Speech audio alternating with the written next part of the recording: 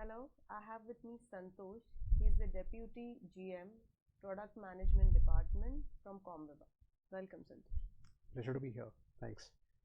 Santosh, something about yourself, about your role as a Deputy GM with the Product Management Department. How long you have been in the organization?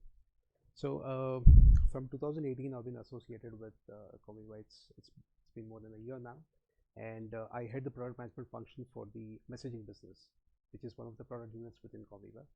And I'm responsible for the managing a portfolio of about 5 different products for the enterprises, for the operators, and specific to the messaging, the business side.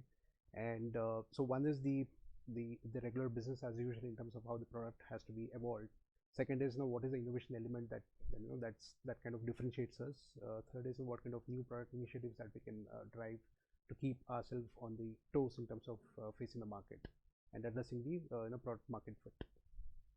The innovation you presented in the enterprise solution category, tell us something about it. So the innovation that I presented was of a platform called Engage, which is an enterprise engagement platform. So this enterprise engagement platform, there are two different target segments that this particular the platform addresses. One is the operator segment, which has the enterprise business units. Second is the enterprises themselves, which is we take this directly to the enterprises, and this particular platform helps them engage with the enterprises and launch a lot of campaigns, monetize the data which is already sitting on top of the subscribers, plus enterprise specific data, and then we monetize, run those campaigns and reach out to the subscribers, engage with them for whatever purpose. It could be transaction specific, it could be promotion specific, it could be just an OTP kind of a thing, or it could be some SOS or emergency services which an enterprise wants to reach out to its subscribers. So using that subscriber data, they reach out to the enterprises and run campaigns, engage with them in one form or the other. For example, if it is a prospect, you can convert a prospect into a customer, and then the customer becomes an advocate, and then he's sticking on to you. The customer lifetime value increases if you have the right communication. So what we have seen in the market is there is no one single product which does that. Since it's an omni-channel platform, it's not really specific to one channel. We have built it. We started off with traditional channels because that's the core strength of Comviva, where we work day in out with the telecom operators. We started off with telco channels, and now we have completely moved towards digital channels, though telco channels is still in the foray. So we have experimented with social media, we have experimented with OTT sort of channels, email, and now RCS, which is a big thing which is coming for the mobile operators, because that's where they're facing a threat from the OTT players.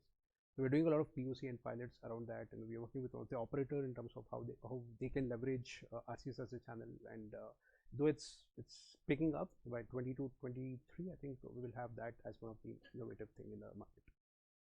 How you and your team at Comviva envisioned this innovation? So this product was available in some form or the other early in the organization. There was something called NSDE and ECP, which is Enterprise Communication Platform, and predominantly it was around telco specific channels, because digitization was not really big at that point of time, say under 5 years earlier.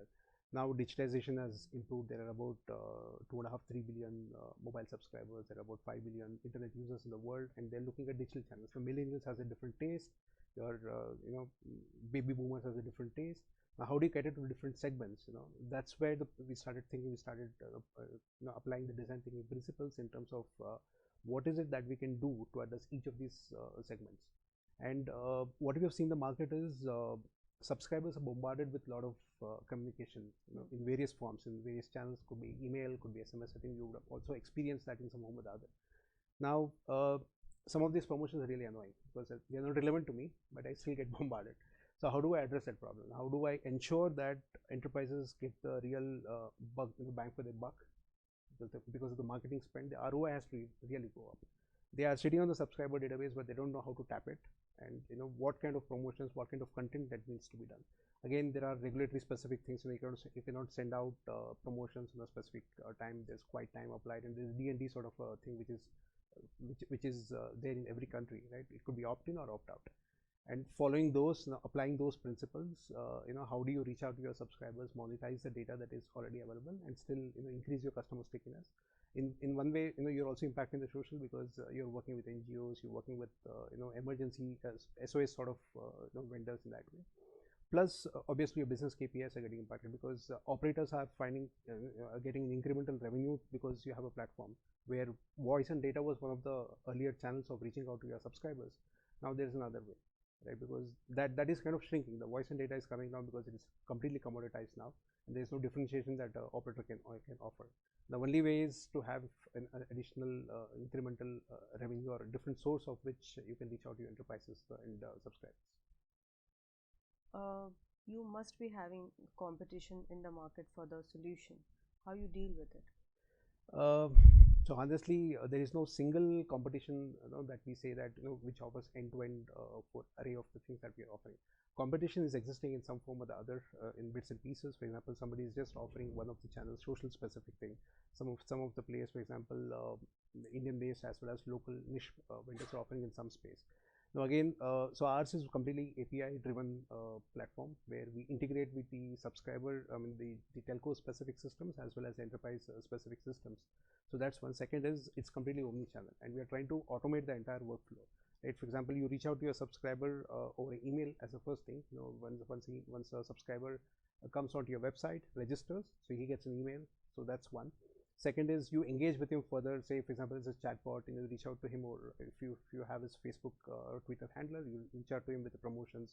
You reach out to him that you have, if there's a newsletter that is released and you want to read through it and which is more relevant for you. You look at his preferences and then you start sending out campaigns to him.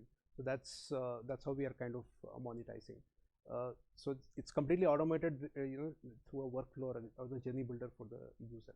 That's how we differentiate. Comviva has been a regular participant with AGBA Awards, and you're here with this innovation for the first time. How you feel coming over here?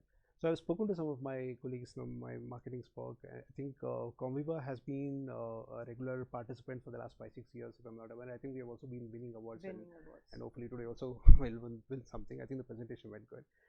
My experience, I think it was awesome. The jury was really warm and more knowledgeable, and the best thing is it was diversified. It was not one particular sector they were coming from. They were academia, and there was industry, and there were VC specialists and all that. So the questions were really challenging, and I was sitting through one or two other presentations, and it was really knowledgeable in that way. So what brings you come back to the platform? What is that motivation? So this is one platform I think I've not seen where academia as well as industry is coming forward, and they're looking at what are the innovations happening in the industry. It is not just specific to one of the industry, but cutting across various industries and various categories, which is really a learning platform for us to get exposed to. Right. Thank you so much, Santosh, for the kind words. We wish you good luck. Thanks so much. Hope to win. Thanks. Thank you.